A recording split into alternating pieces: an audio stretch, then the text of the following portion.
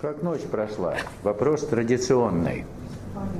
В любом случае хорошо. Если плохо ночь прошла, тоже хорошо.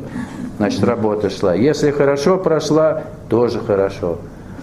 Тот, у кого плохо, там в нижней полусфере все было, работало, работа шла. А у кого хорошо, значит, вы приподнялись, тоже нормально. Потом опуститесь попозже. То есть в любом случае поток вас водит по этой синусоиде. Это хорошо. Кости-то болят? У кого-нибудь болят хоть кости? До костей дошло? Вот когда до костей дошло, это значит уже дело серьезное пошло. Ладно. Я вчера вам обещал прочитать комментарий к статье Капицы с моими комментариями человека, который, наш человек, следует по пути сознательной эволюции. Мне понравилось его письмо, так что я его письмо прочитаю уже со своими комментариями. Хорошо? Чтобы тему вчерашнюю закрепить, к ней опять вернемся. О народонаселении Земли.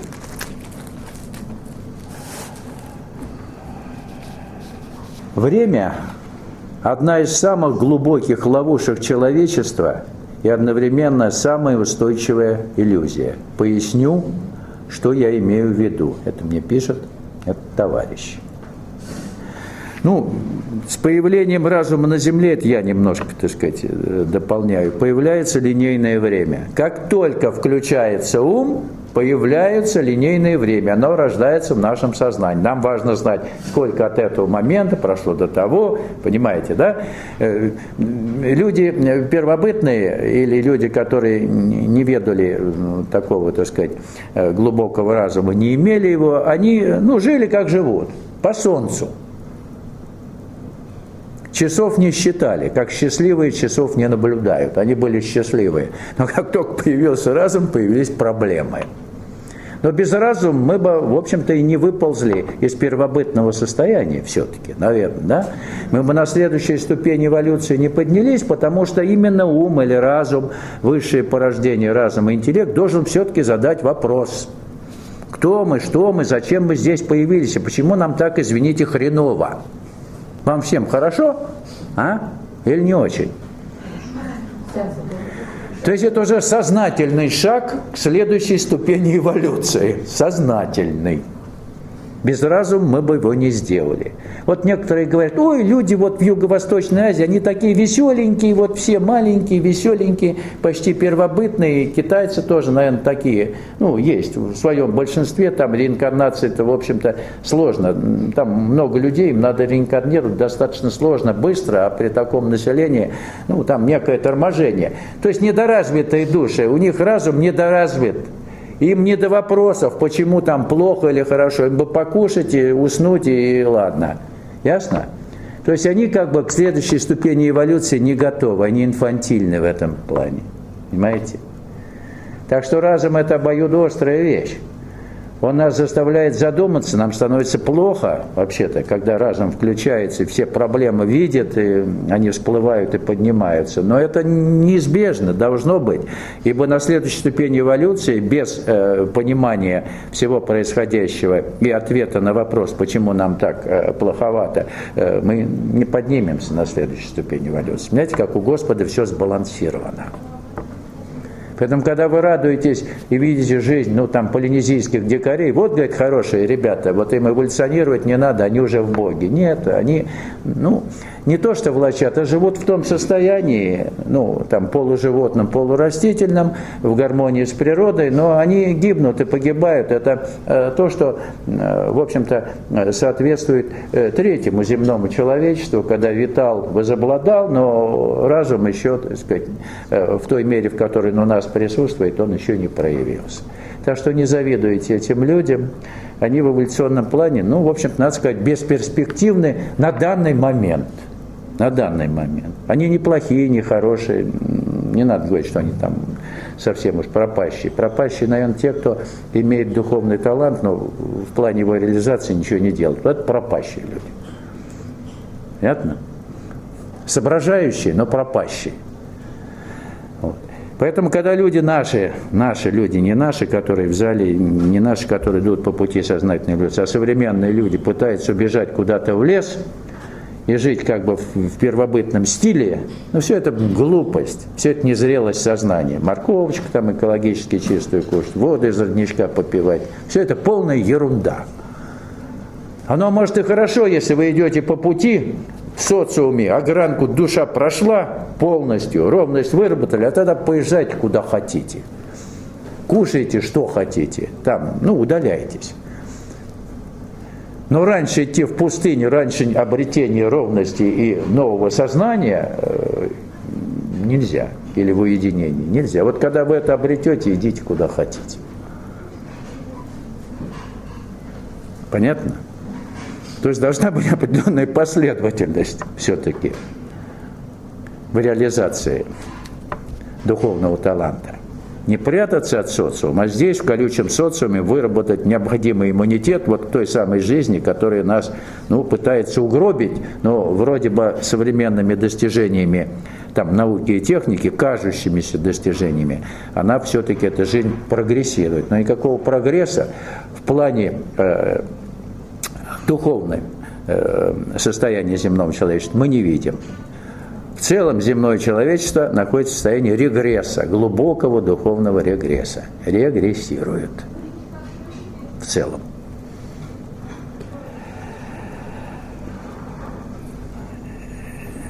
Цитирую. Мозг человека – это единственный орган, способный работать со временем. То есть ускорять его, сжимать, растягивать. При этом сами переходы от сжатия к растяжению происходят очень быстро и практически незаметно для самого человека. И в зависимости от режима функционирования его психики, в тот или другой наступившей или ожидаемой ситуации, человек всегда живет в каком-то своем субъективном временном режиме. Это убедительно и блестяще продемонстрировал Александр Васильевич Клюев и Александр Николаевич Качалкин, разработавшие интегральную психофизиологию и релятивистскую концепцию психической деятельности. Мы показали, что время, в котором живет человек психологическое, оно способно ускоряться, оно способно замедляться, то есть сжимается, растягивается. Вот. И я не зря был, наверное, направлен туда, где можно было изучить поведение человека в экстремальных ситуациях. То есть вот в эту сферу расследования авиационных происшествий. Там можно было обнаженно увидеть то, что нельзя было получить ни в каком конкретном эксперименте. То есть, когда человек оказывается в реальной ситуации с угрозой для жизни, он ведет себя не так, как в эксперименте, где воображаемые ситуации, вот ты должен там посадить самолет. Это все ерунда. Никакой эксперимент, никакое моделирование экстремальных ситуаций не идет в сравнение с реальной ситуацией. То есть мы имели уникальную возможность погрузиться именно в это, проанализировать все детально в части поведения психофизического, двигательных реакций членов экипажа в ситуациях экстремальных. Это вообще уникальный материал. Вот Бог меня туда, я так сейчас понимаю, направил. На обучение, на повышение квалификации в познании человека.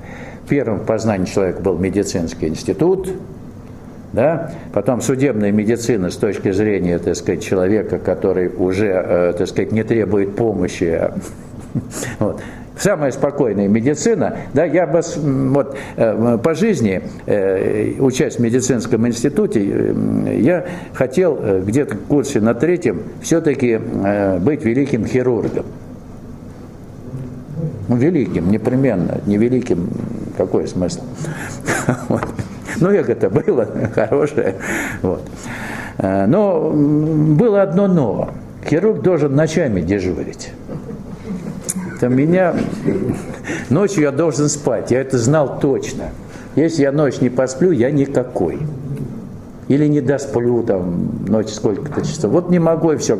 Пару раз мы попробовали еще студентами дежурить. Все, это конец света.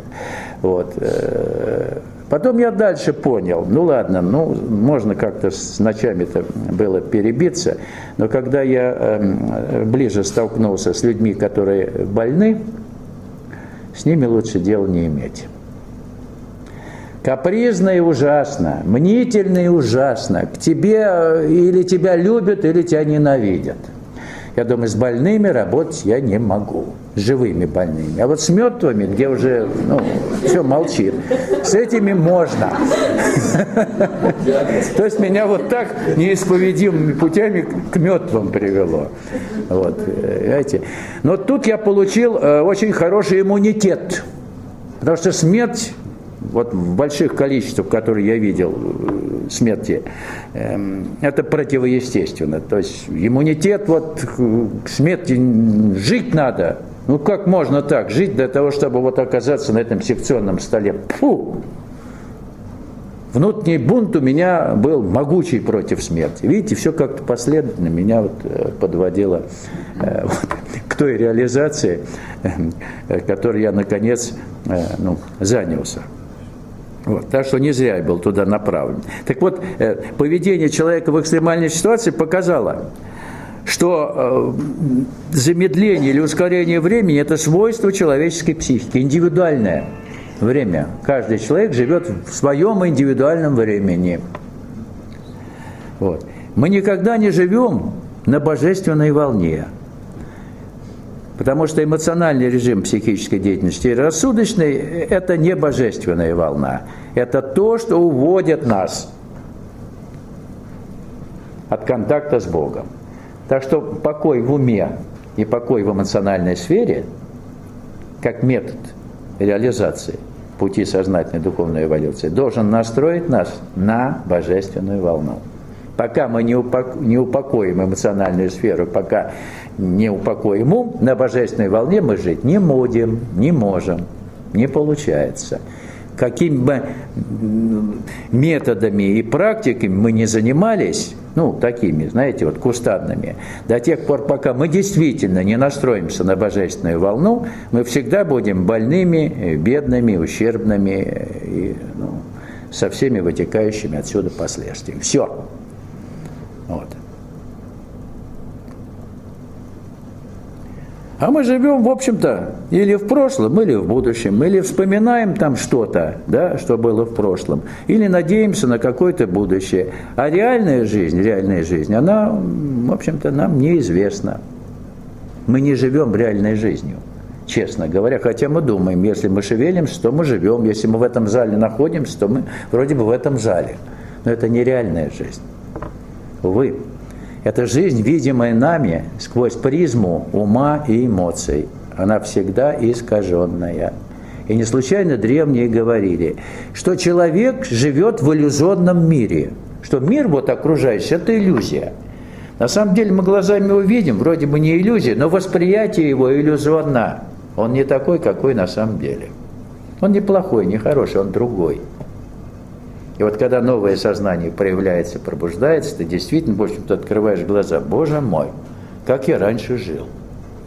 Вот это удивительно. Вот чудо. Чудо рождения новой жизни в тебе. Нового сознания, нового восприятия. Вот. А когда мы находимся в ловушке времени,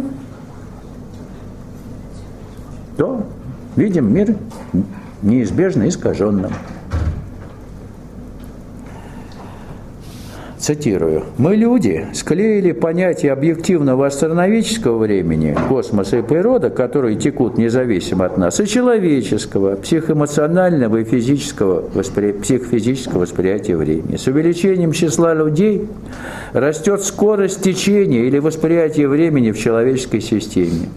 Это объективно подтверждается в статье Капицы. Собственное же время, оно течет тем быстрее, чем выше сложность нашей системы, то есть чем больше людей живет на Земле. То есть увеличение численности населения Земли вызывает ускорение психологического времени, в котором мы живем.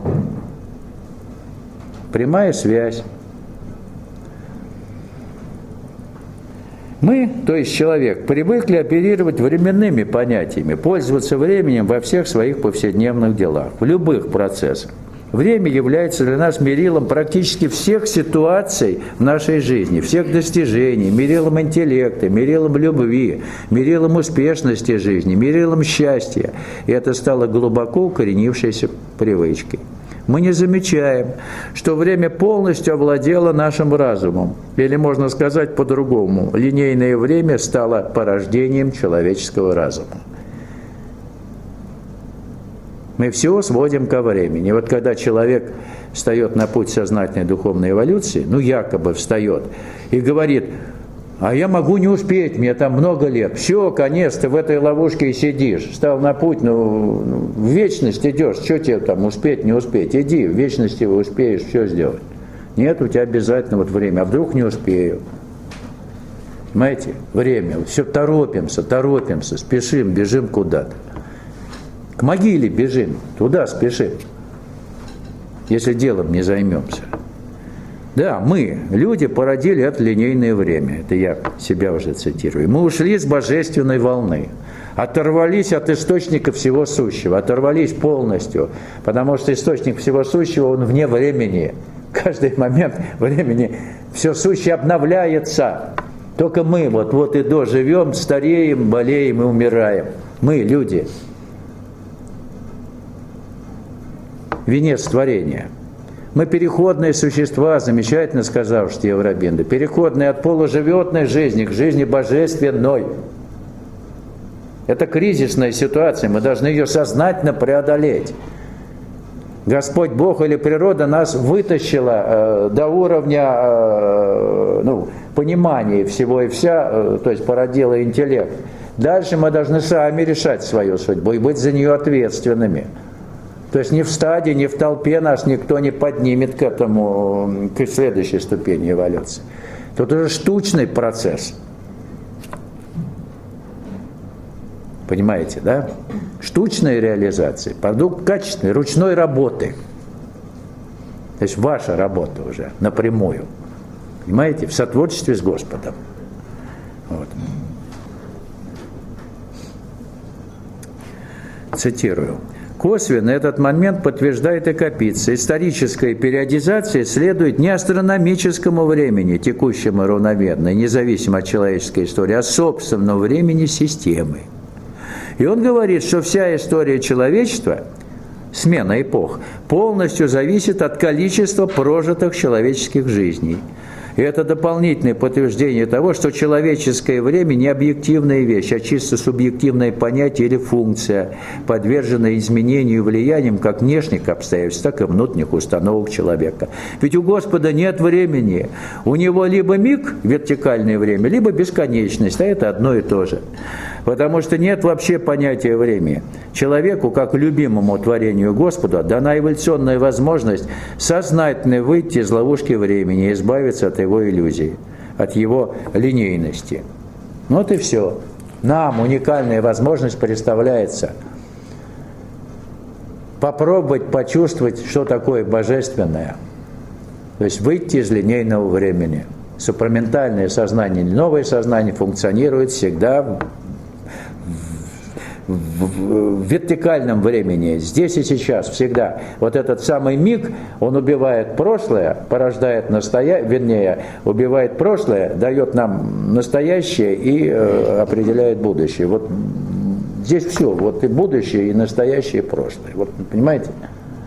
Сложно это вместить, потому что мы живем в линейном времени, у нас будущее это то, будущее это справа, там, прошлое слева, настоящее вот тут тоже, вот в таком размытом варианте. Вот все не так, совсем не так. Опять это порождение нашего ума, нашего старого, ржавого мозгового компьютера. Квантовая структура должна пробудиться, квантовое сознание. Понятно? А мы живем, вот как мозг – это старый компьютер. Старый, ламповый какой-то там, огромный, громоздкий. И больше ничего. То есть это порождение естественное, биологическое, подсобное, что ли, порождение, чтобы мы хоть тут немножко разобрались с тем, что есть, да, и перешли к тому, что следует за тем, что есть. Вот для этого нужен этот мозг. который подвержен самого разного рода влияниям, изменениям, там, болезням, сами понимаете, да? А вибрационная структура, она не подвержена никаким деструктивным влияниям. Вот новое сознание, на уровне вибраций функционирующие. Понимаете, наверное, да? Как отмечал, цитирую, продолжаю цитировать, как отмечал Сергей Петрович Капицев, в 2012 году, сейчас человеческая эпоха исторической периодизации эпох человечества сжалась до 45 лет, то есть до эффективного времени жизни одного поколения. Так, по данным ООН, на май 2019 года на Земле проживает оценочно 7,7 миллиарда человек. То есть, ну вот недавно совсем 7,7 миллиарда человек. К 8 миллиардам приближается население Земли. Подсчитано, согласно формуле прироста, что население в 10 миллиардов человек на Земле, 10 миллиардов человек на Земле будет уже к 2040-45 году, то есть уже через 25 лет. Будет 10 миллиардов. При сохранении сегодняшних темпов размножения человеческих особей. Понятно, да? Так что время-то не так много нам отпущено. Вот. Земному человечеству для того, чтобы заняться делом. Понимаете, да?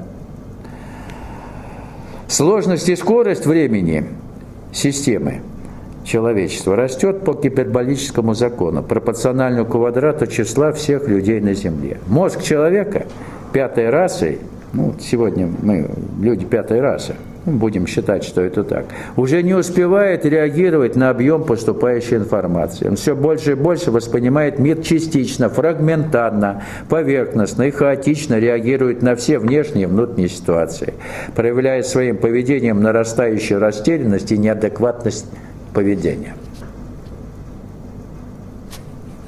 Это видно. Сумасшедший дом большой сегодня на Земле. И упорядочить это невозможно. Старое сознание не способно функционировать по-другому. А при нарастании темпа, так сказать, ускорении или уменьшении кванта времени, хаос все больше и больше будет проявляться. Это видно.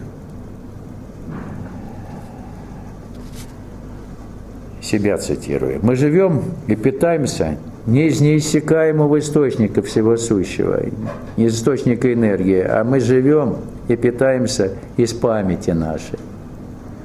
Наш мозг не успевает реагировать как компьютер, ему не хватает ни скорости, ни памяти. То есть мы не соответствуем времени, потому что старый компьютер, наш мозг, он уже неадекватен той ситуации, в которой мы оказываемся сегодня. Поэтому изобрели люди компьютеры, которые за них что-то считают, там быстродействие, но это все фрагментарно. Интегрального видения мира, интегральной жизни целостной, ее нет. Вы не живете, вот как в медицине сегодня. Сегодня вообще нет интегрального видения человека, который болен. Сегодня есть врачи-специалисты, прямая кишка, ухо, горло, нос там, и всякие анализы. Где тут человек в этих анализах? Где? Нас еще учили, специалисты старой школы, как можно без всяких ультразвуковых исследований. Я могу простучать вам легкие, я могу сказать, у вас граница печени, я могу вам почку прощупать, я могу много чего на руках. Вот нас учили это делать. И тогда я имел интегральное представление о человеке, я еще с ним разговариваю. А те, кто делает вам какие-то обследования, вот там, здесь и сям, он не разговаривает с этим человеком, ему наплевать на вас. А я еще поспрашиваю, что у тебя там, я знаю, что спросить. Нас учили, что спросить надо. А вы говорите, медицина, голову вам могут пересадить, почку, там, печень, ну и что от этого? Что, вы лучше, что ли, станете? Здоровее? Оптимистичнее? Нет. Вот сегодня такое время. Цитирую. Сбои системы проявляются на всех уровнях человеческой жизни, влияют на каждого человека, на семью, на коллективы людей, на страны. С каждым десятилетием смена исторических эпох будет происходить все быстрее и быстрее, что также невозможно представить в сегодняшних обстоятельствах. Субъективный квант восприятия времени человеком настолько быстро сжимается, что этот процесс объективно отражается на всех уровнях – политики, экономики, в работе предприятий, всех форм собственности, во всех сферах жизни каждого человека. Лавинообразно растет общая суета, нервозность, множится число ошибок и сбоев, нарастает угроза отказа работы всей сложившейся системы жизни как отдельного человека, так и в целом всего человечества. Вот они, все эти сбои, все эти катастрофы, все эти техногенные катастрофы, природные. Смотрите, что происходит. Это знак последних времен. То есть знак периода, когда переход во что-то новое, принципиально новое, просто неизбежен. До бесконечности так продолжаться не может. Субъективный квант восприятия. Сергей Петрович Капица отмечает, если каждое поколение живет в собственной эпохе, наследие предыдущих эпох ему может просто не пригодиться. При этом стремительно приближается сам момент фазового перехода. Многим почему-то нравится, Капица опять цитирую, нравится видеть в этом признаки надвигающейся катастрофы, но катастрофа тут скорее в умах людей, чем в действительности. Физик назвал бы происходящее фазовым переходом. Вы ставите кастрюлю с водой на огонь, и долгое время ничего не происходит, лишь поднимаются одинокие пузырьки. А потом вдруг все вскипает. Вот так и человечество медленно идет накопление внутренней энергии, а потом все приобретает новый вид. И при этом надо отметить, что приближается фазовый переход второго рода. Фазовый переход первого рода – это обратный переход. Например, вода может перейти в лед и обратно. Фазовый переход второго рода необратимо, назад уже не вернешься. Что-то новое, принципиальное, и больше к старому возврата не может быть. Понимаете? То есть должно измениться сознание человека. Сознание человечества, сознание всей системы. То есть старое сознание себя исчерпало. Ментальное сознание. Все. При фазовом переходе второго рода происходит необратимое изменение самой системы. Численность населения Земли никогда не уменьшится. Эволюционный переход по сценарию Творца неизбежен. При фазовом переходе второго рода кардинально меняются абсолютно все свойства системы. Изменится все. Физический вид каждого представителя новой системы, материальная основа жизни, функциональные характеристики всех систем, как внутри и вокруг, но прежде всего сознание. Все должно измениться кардинально. То есть это квантовый скачок эволюции. Все ли будут вовлечены, у всех ли это изменится, но Спаситель как-то сказал, да? Есть избранные, которые, в общем, станут семенем нового человечества, а есть, как Плевел, он говорил, которые измениться не в состоянии, поскольку они не подготовлены к этому фазовому переходу. Вот если мы с вами начинаем заниматься делом, то мы готовимся к этому фазовому переходу сознательно. Понимаете? То есть внутри нас формируется та структура, которая никуда исчезнуть уже не может. Физическое тело неизбежно исчезнет. Хотите вы этого или нет, нравится вам это или нет, то внутренний огонь или внутреннее пламя, не случайно речь идет об огне. Биологическая структура, она должна перестать существовать, а то, что новое и во что оно будет облачено, мы не знаем, но новое, наработанное в нашем старом физическом теле, исчезнуть уже не может. Вы слышали, наверное, о явлении пирогенеза? Да? Совершенно необъяснимые вещи, когда вдруг человек воспламеняется внутренним огнем, биологические структуры сгорают, а одежда и все, так сказать, что окружало человека, материальные вещи, они остаются целыми. То есть внутренний огонь, совершенно неизвестно, откуда он берется и как, так сказать, неизвестно ни науке, ни физике, он пожирает биологическое тело. То есть это маленькая модель апокалипсиса. Понимаете? 19 случаев в 20 столетии достоверно зафиксированы. Пирогенеза. Они описаны, расследованы, привлекались эксперты. Состав преступления не найден, никто никого не поджигал. Но вот как это случилось, непонятно.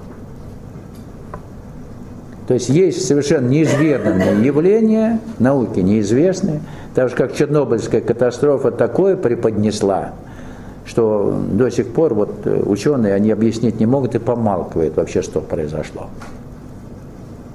какие формы радиации внутренней, когда сами люди, которые находились в этой зоне, я видел тела погибших пожарных, вот тех людей, 6, которые первыми прибыли на место этой трагедии, вот как они в течение 2 недель превратились из цветущих молодых ребят в шафранные мумии, которые вот в музеях лежат, египетские мумии. Вот люди превратились вот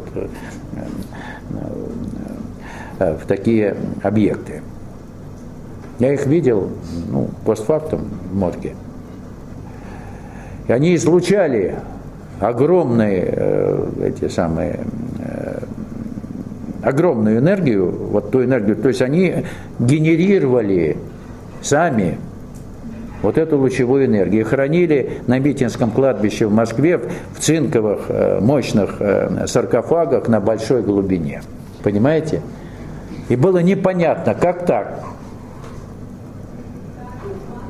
Человек повредился сам, но он не должен излучать-то. А он излучает. Кости излучали, судя по всему. Причем запредельные величины.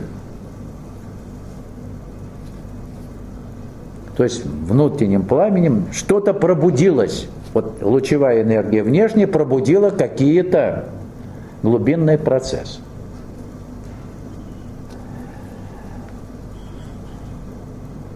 И я абсолютно уверен, у меня полное ощущение, что я прав в этом вопросе, что сама по себе божественная сила и божественная энергия – это тончайшая форма лучевой энергии, тончайшая, ювелирная форма лучевой энергии. Не грубая, а очень тонкая, преобразующая. Вот такой был интересный момент. Мне довелось держать в руках, я тоже в этом не занимаюсь, череп Андрея Рублева и его товарища Даниила Черного. Была скрыта в Спасо-Андрониковом монастыре алтарная часть, и там нашли 5 захоронений.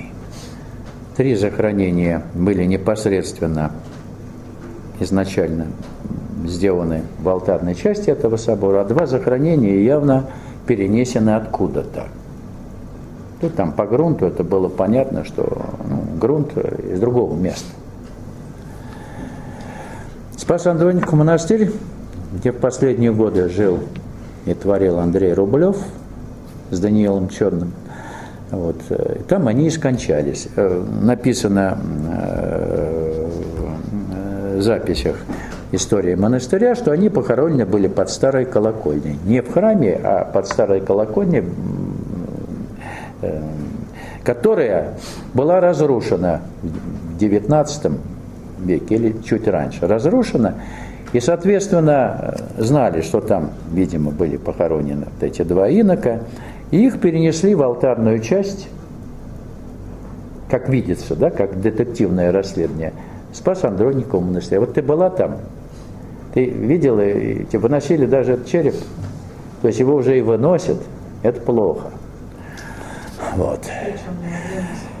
Но не было установлено достоверно, что это Андрей Рублев. Вот решили так церковники, он святой вроде бы, святой по-настоящему, признан, канонизирован, но там хорошо, что это было не признано, иначе было бы паломничество и все нехорошее, что с этим всегда связано. Так вот, когда я держал в руках череп Андрея Рублева и Даниила Черного, а мой друг Сережа Никитин, вот иллюстрации которого реконструкции в книге по истории представлены, он меня пригласил, и ты была же, Маша. У нас фотографии даже есть с этим черепом. Вот. То когда я взял в руки, то это было что-то феноменальное. Вот я сейчас чувствую его под руками, у меня пошла энергия. Это вот что-то феноменальное. Вот оно. Вот. И его товарища Даниила Черного. Одинаково, абсолютно, то есть святые. Вот там просто все плотно фонит благостью. Тогда я попросил Сергея, говорю, а вы какие-то исследования проводили? Говорит, да. Я говорю, что делали-то? Скажите, с костью что можно делать? Можно сжечь кусочек кости и посмотреть, как на спектрограмме это есть. У меня в моей диссертации по костному мозгу этот метод я использовал. Я говорю, покажи пластиночку-то. Он мне показывает. И говорит, здесь цинк завышен и стронций. Цинк – это цинковые белила. Художники, они дышали цинковыми белилами. Значит, художники. А у остальных контрольные брали, кто там рядом захоронен. Этого нет. Ну, а стронций-то? Это лучевая энергия, стронций. Накопление стронция в костях – это следствие лучевой энергии. Значит, святые, они стронций должны в костях все-таки иметь. Поэтому вот это излучение, вот благодатное, тончайшее, оно вот за счет вот этих процессов. Так что я так для себя решил. Художники оба 100%, да еще святые. По ощущениям и по анализу. Вот такой интересный момент мне представилось наблюдать, участвовать вот в этом. Кардинальное изменение мира, обновление, новая земля, новые небеса, новый человек. Только этот необратимый процесс, фазовый переход второго рода, неизбежен. Линейное время подходит к концу. И психотерапия никакая не поможет. Делом людям надо заниматься. Сегодня мертвы все традиции. Когда нас пытаются вернуть к каким-то традициям, они мертвы сегодня. Сегодня знак нового времени. Делом надо заниматься, а не копаться в прошлом. Совершенно точно. Все традиции, мы с вами, традиции, они выдуманы человеком. Но носители традиций, наша психогенетическая составляющая, то есть не надо учить традициям. Если в тебе это есть, то это есть. И насаждать традицию бесполезно. Либо в тебе это есть, либо нет в тебе этого. Понимаете? А когда это вот так помпезно насаждается с цирковыми представлениями, все это ерунда. На сегодня это не работает. Либо есть у тебя это в душе, либо нет. Привить это невозможно. Она не прививается, традиция. Надо психогенетически иметь это в себе. Ибо душа проживала эту историю. Если в этой истории, в тех воплощениях она это в себя впитала, то это будет. А придумать это нельзя. Ну, как государственное какое-то мероприятие, знаете. Бесполезно, невозможно. Цитирую. Известно, вот сейчас интересно, он хорошо к этому подошел, известно, что фазовые переходы второго рода лучше и быстрее происходят в присутствии катализатора процесса. В случае отдельного человека таким своеобразным катализатором процесса, его индивидуального перехода, является его собственный сознательный выбор. Это поиск путей выхода из времени системы. То есть мы, начав работу на пути сознательной духовной эволюции, имея сердечное стремление, катализируем процесс собственного преображения. Мы. Катализатор. Сердечное стремление катализирует процесс изменения сознания. Ну, знаешь, что такое катализатор? В химических реакциях добавляется нечто, что ускоряет химическую реакцию и появление чего-то нового. То есть наше сердечное стремление есть катализатор. И если мы его реализуем, то индивидуально мы выходим из этой системы. Так что катализируя этот процесс для самого себя, мы становимся представителями нового вида, представителями нового сознания уже сейчас, в старой физической оболочке. Уже переходим к новому сознанию здесь, в старом физическом теле. Выход – это переход в вертикальное время, или по-другому, в терминах данного комментария, сознательный отказ от времени системы. Перейти от линейного времени в вертикальное, настроиться на божественную волну. Вот чем мы должны сейчас заниматься. Все. Цитирую дальше. Следует отметить, что сам переход возможен только индивидуальный, поскольку процесс включения катализатора – это дело сугубо личное. Осознание собственных конкретных действий и момент выбора каждого человека. На помощь сознательному выбору каждого человека приходит эволюционная энергия, которая имеет напряженность в каждой точке пространства. Она помогает человеку включить и настроить катализатор, постепенно выводя его из катастрофического коллапса времени линейного, в котором живет человечество.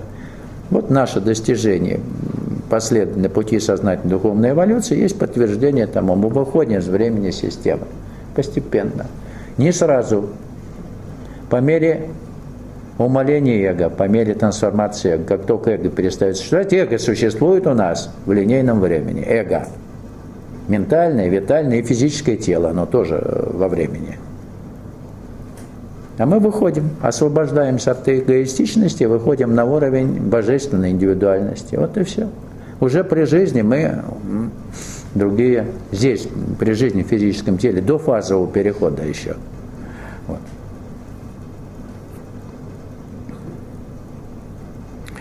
Если вы настроились, открылись энергии в молчании ума, она пробудет ваш катализатор. Копится. Квадрат числа людей, число связей между ними, мера сложности системы человеческой. Чем больше сложность, тем быстрее рост. Этот прогресс довольно трудно измерить численно. Но вот, например, производство и потребление энергии может быть неплохим критерием. И данные показывают, что потребление энергии также пропорционально квадрату числа людей. То есть потребление энергии каждым человеком тем выше, чем больше населения Земли. Но надо сказать, что давление потока эволюционной энергии на каждого человека растет, пропорционально нарастает квадрату роста числа населения. Растет население, соответственно, давит больше эта энергия. Понятно? Пространство энергии.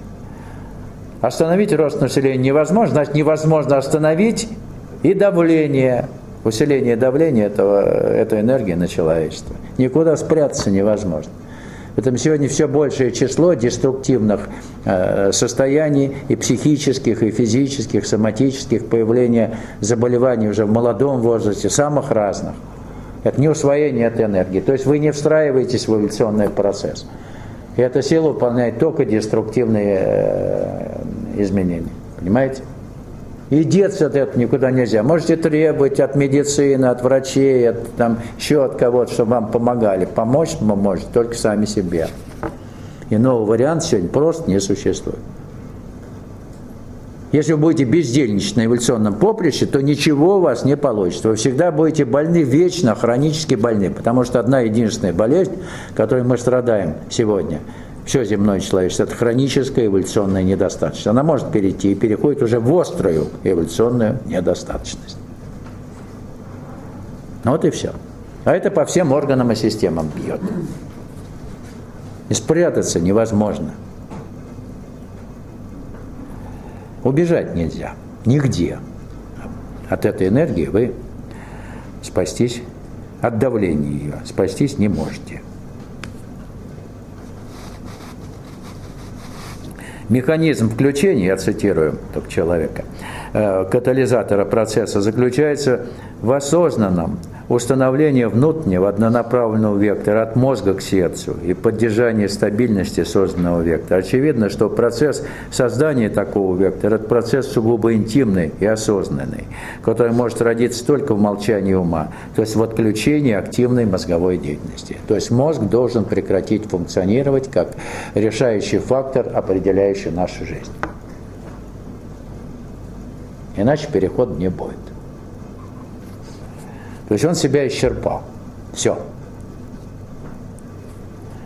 есть мы должны уйти от линейного времени, от той системы, которая существует благодаря нашему мозгу. От времени, в котором мы живем, в котором мы жили, боялись, сомневались, страдали. Мы должны уйти от этого времени. Пока вы живете вот в линейном времени, вы боитесь, страдаете, сомневаетесь. Все проблемы порождает линейное время. В нем живет наше эго. Оно по-другому существовать не может. Оно только в линейном времени живет. Вот видите, как все взаимосвязано? Тут и физика сознания, физика классическая, квантовая, тут и социология. То есть я полагаю, что вы понимаете, что все наши рассуждения и практические рекомендации основаны все-таки я считаю, на твердой научной основе. Это не просто болтовня. Но духовная тема, религиозная тема – это принципиально другая вещь. Я понимаю, что это начало или базис нового духовного просвещения, истинно духовного просвещения.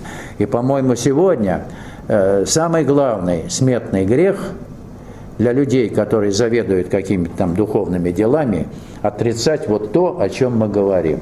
Это говорит о невежестве просто. Если человек не пытается даже разобраться в них, говорит, это все вот там церковью не признано там, или учеными не признано.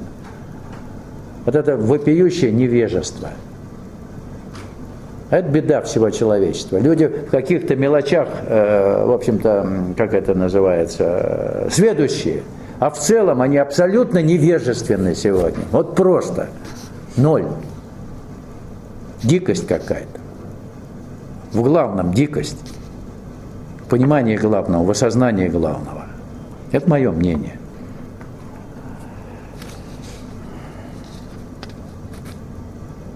Цитирую.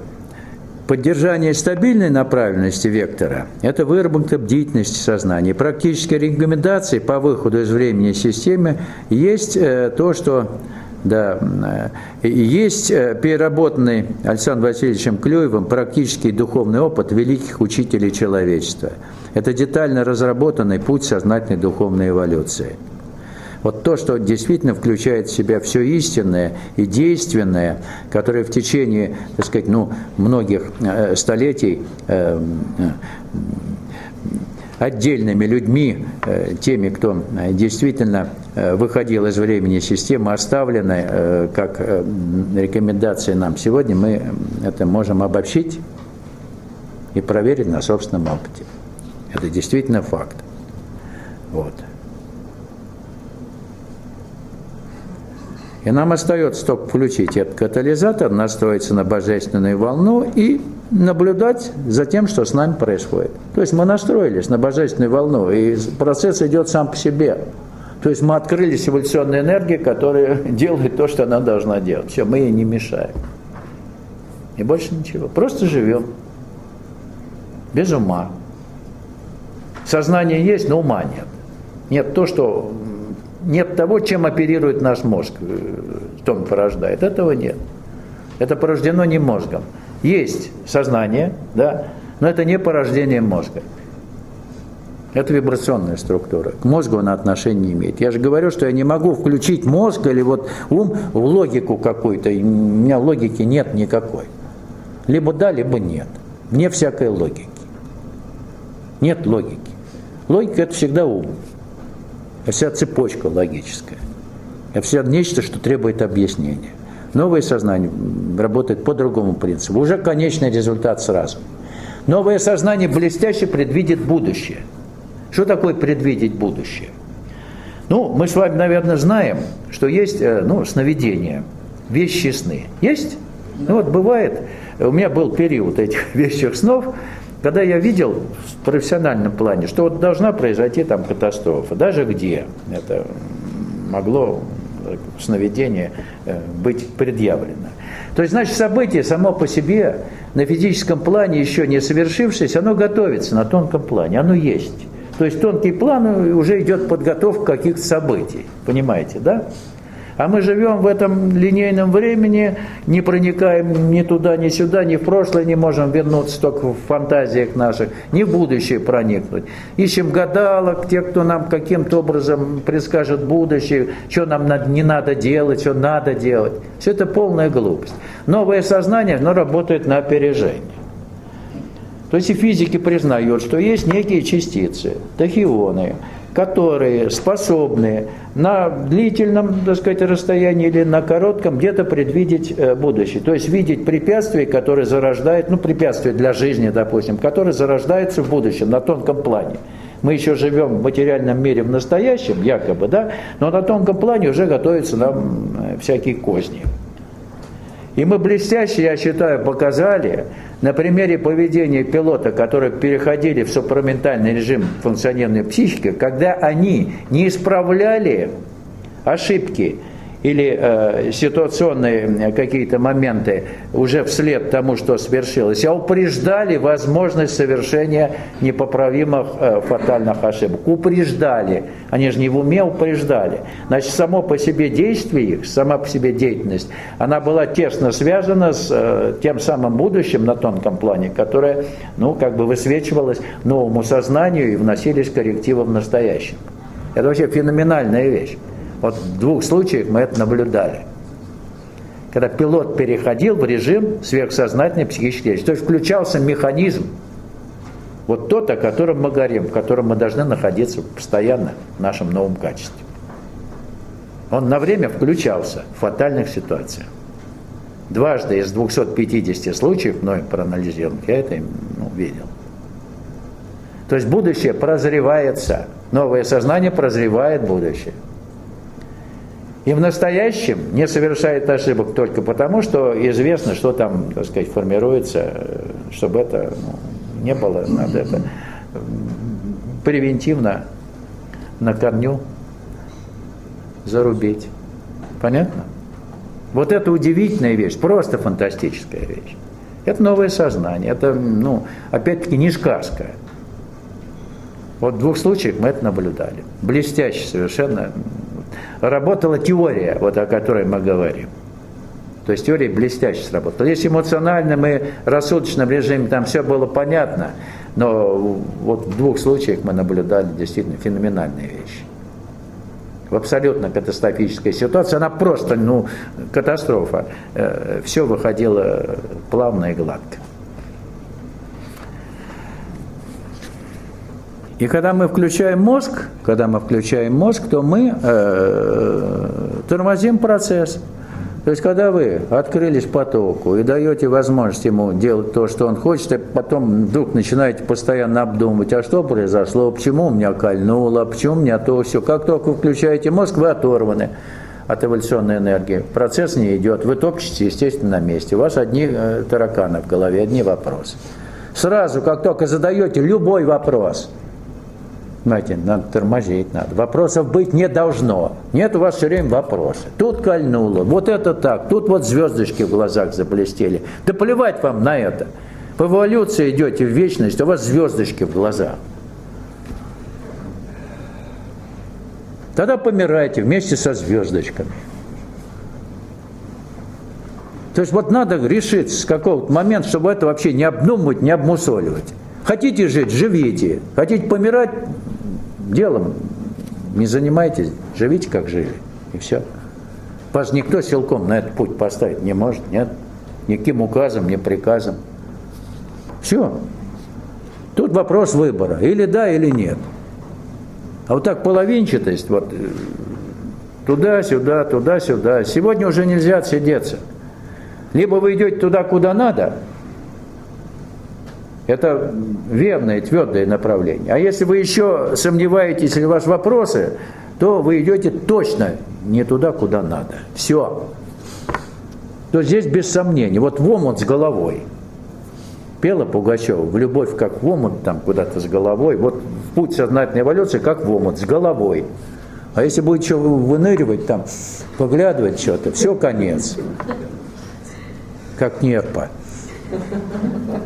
Понимаете, нюхать еще будете это пространство линейное. Живите нормально. Действительно, фантастика открывается вот при жизни, в физическом теле. Не какой-то там вожделенный рай или ужасный ад. Действительно реальная вещь, реальное изменение, которое вы претерпеваете здесь, сейчас. Вот и все. Цитирую. Нужно еще раз отметить немаловажный факт. Включение механизма катализатора процесса должно быть глубоко осознанным и понятым как жизненная необходимость сделанного выбора каждым человеком. Жить в другой системе координат можно сказать по-другому.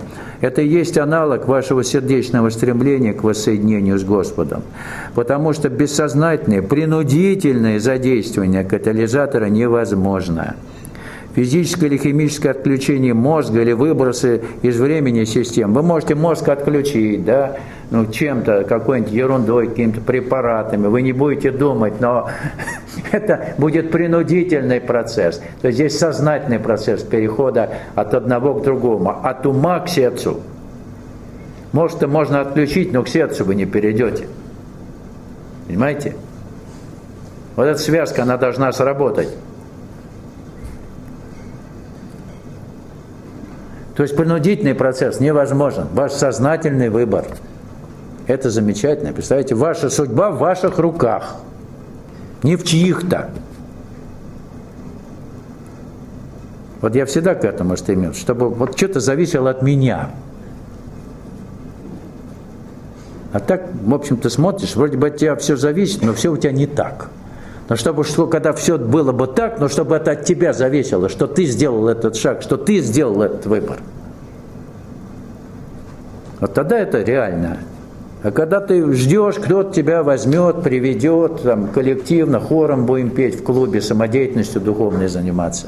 Все это полная чушь.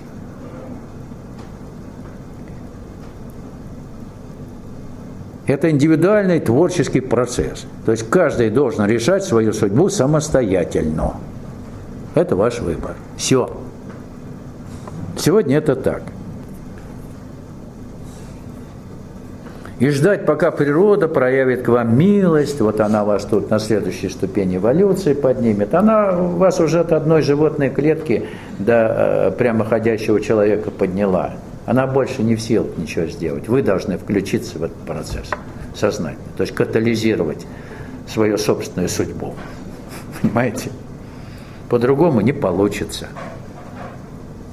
И заканчивая, вот я его цитирую, этого товарища. В свете всего высказанного считаю совершенно необходимым отметить важность, значимость и необходимость духовного просвещения в части пути сознательной духовной эволюции как для каждого человека в отдельности, так и для человечества в целом. Поистине, незнание настоящего духовного предназначения жизни человека является сегодня величайшим грехом и наказанием для людей. Замечательное письмо. То есть человек очень хорошо понял и прочувствовал. В практическом плане он идет по пути. Статью Капицы он переплавил в своем сознании, попытался так, как он это понимает, а понимает он правильно, язык у него нормальный, нам это довести. Вот такие дела творятся в земном человечестве. Ясно? А вы, голова у меня заболела. Там это. Заколола где-то в паху, в боку. Всегда будет колоть, всегда будет что-то болеть, всегда будет что-то не так, пока ваш ум работает. Как только ум отключится, и все будет так.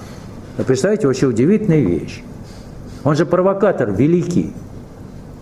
Нет ума, нет болезней даже. Животные без ума живут, они же не болеют. В общем-то, они что, знают, что они болеют, что ли? Нет. Они не знают, они просто живут. И как замечательно сказал